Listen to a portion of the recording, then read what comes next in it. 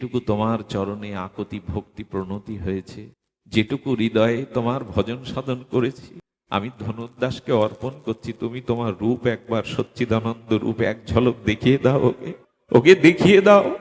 আমার ভালো লেগেছে যে ওর নয়ন সুন্দরকে চাইছে। তোমার থেকে সুন্দর তো জগতে কিছু নয়। অনন্ত কুল ব্রহ্মাণ্ডের সৌন্দর্য তোমার মধ্যে দেখিয়ে দাও।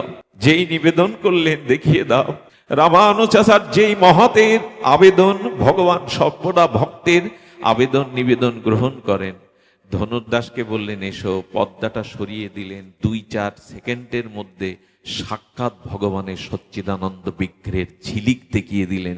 যেই দেখালেন সেই অপরূপ ঐশ্বর্য মাধুর্য পরাকাষ্ঠা ভগবানের সচ্চিদানন্দ বিগ্রহ দেখার সাথে সাথে মূর্ছিত হয়ে পড়ে গেলেন। মূর্ছা ভাঙলে চোখের জলে ধনুর্দাস বলেছিল, বাইরের কোন রূপ আর জগতে আমি দেখব না।